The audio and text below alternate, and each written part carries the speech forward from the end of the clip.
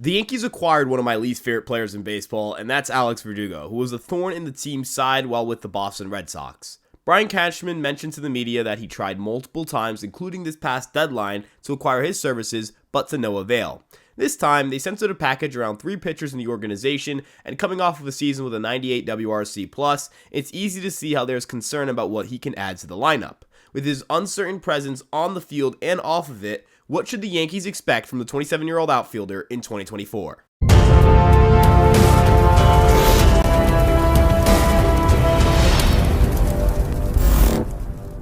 Hello everybody, I'm Ryan from Fireside Yankees, and before we get into today's video, make sure to like, comment, and subscribe as we're posting daily content and doing live streams often, so if you don't want to miss out on all that action, turn on the notification bell as well. We're trying to get to 10,000 subscribers, and you guys can give us a hand in getting there. And without further ado, let's get into the show. Alex Verdugo was a solid outfielder this past season, slashing .264, .324, .421 with a 2.6 WAR, but it resulted in just a 98 WRC+ and 100 OPS+. The Yankees need offense, and if Verdugo can't add much more than that, then the team will regret the trade for him, but looking at his projections, they view him more favorably. Steamer projects Verdugo to hit 13 home runs with a 107 WRC+, and that would certainly be more palatable for the fan base, but what could the former Red Sox do to improve his raw power? Despite having a career-best 112.4 max exit velocity this past season, Boston struggled to get more raw power out of Verdugo, which could have to do with the ballpark dimensions. The best way for hitters to generate power is by pulling their fly balls, something Verdugo has barely done in his career, and likely would never have been encouraged to do in a ballpark like Fenway Park. Contact is a desirable trait, but Alex Verdugo could be an example of making too much contact, and we can look at a current Yankee who had a similar lull in their mid-20s that nearly got them traded as well.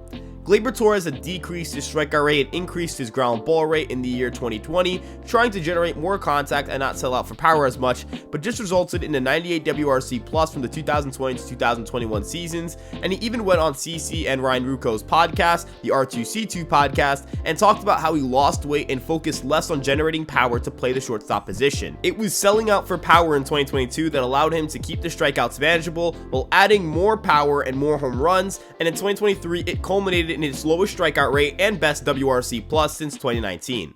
Subtracting some contact for power would be advantageous for Verdugo, who has become a passive hitter who rarely swings. The Yankees getting Verdugo to be more aggressive in zone and utilize some of that raw power could come at the cost of some added swing and miss, but for a guy who's in the 94th percentile in whiff rate, he'd likely still remain a low strikeout hitter, and it's not always that you have to sacrifice swing and miss for more power. There are hitters, including Gleyber last year, who is able to increase their power numbers without taking a hit to their contact numbers. StatCast believes that at Yankee Stadium, Verdugo would have 13 more home runs to his total from 2021 to 2023, and that certainly would have increased his 102 WRC+ over that time span. One of the big advantages here for the Yankees is that they already have a potent offense against left-handed pitching, so at the very least, Verdugo's career 115 WRC+ against righties should allow him to start in situations even without improving his bat.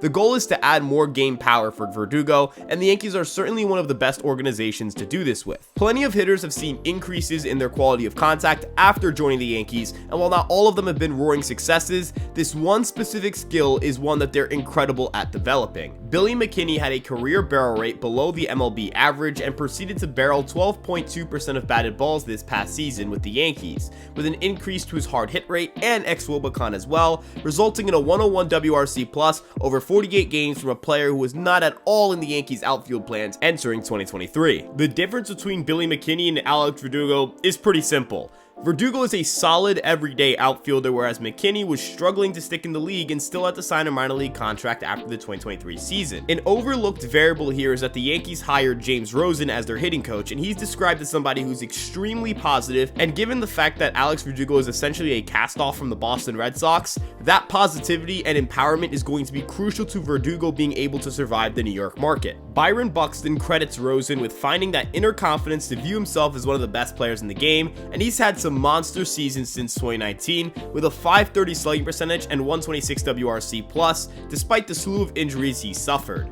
Alex Verdugo was traded by the Boston Red Sox to their arch rival Yankees, meaning they're more than okay with the risk of him having a strong year with the Yankees and helping them make a World Series push.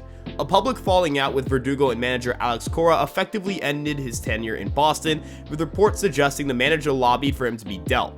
This isn't a pity party. Verdugo showed up late to a game and would take plays off. It's more than within reason for Cora not to want that sort of influence on a young Boston team, but the Yankees need to be prepared to handle that baggage. His past does not bode well for his character either, and that's something that the Yankees are going to have to answer for if things don't work out, especially with Cashman mentioning they did vetting for him. Offense is the biggest component of whether he'll be remembered fondly in the Bronx or not, but the other question that lingers pertains to his left field defense. Now, looking at his defense last year, he had 12 outfield assists and 9 defensive runs saved, but people will point out how that was in right field, but this has more to do with ballpark dimensions. Fenway Park has a deeper right field and extremely shallow left field, which is opposite to the Yankees having a trickier left field to navigate and an easier right field to play in the Bronx. Verdugo has a career 24 defensive runs saved and -6 outs above average, which would indicate he's not a very rangy defender, but he has an absolute cannon for an arm, although this past season he was able to put up +1 OAA as a result from improved range and athleticism following being challenged by Alex Cora to end the 2022 season. If the Yankees are able to get strong defense from Verdugo in left field, they'll vastly improve on the -14 defensive runs saved and -7 outs above average that they had in left field last season. Non-outfielders played the outfield far too often last year, and it resulted in sloppy play that cost the team runs and entire games from time to time. The key here is improving on what the Yankees had in left field previously, and this doesn't pertain to just 2023. From 2021 to 2023, the best F-WAR by a left fielder in a season was from Aaron Hicks in 2022, with the most total WAR over that 3-year run coming from Brett Gardner, who has been retired for 2 years now. Greg Allen, yes, Greg Allen has generated more offensive value than any Yankee left fielder in that time span according to Fangraphs, and he's barely played between those 3 seasons. The team has had an unmitigated disaster out in left field for years, and Verdugo has a chance to provide the Yankees a solid everyday option out there. The goal, at least for Verdugo, who's entering a walk year, should be for him to achieve much more, and if he lives up to his projected numbers offensively, he'll certainly help the team moving forward as they look to win their 28th World Series title. When you trade 5 players for Juan Soto and Trent Grisham, it's with the intent of winning baseball games, and the Yankees are going all in for 2024. Alex Verdugo is one of this team's many X factors as they try to get their first ring since 2009, and Alex Verdugo looks to rebuild his value on the market. Did you guys enjoy today's video? Let us know in the comment section below, and check out our other socials on Instagram, TikTok, Twitter, and Facebook. We've got daily podcasts and more, so if you guys want to check out what we've got going on and stay up to date on Yankees news, this is the page to follow. So we appreciate you all for watching. Make sure to like, comment, and subscribe. YouTube recommends you watch a video currently on screen, and we'll see you all in the next one. Peace out.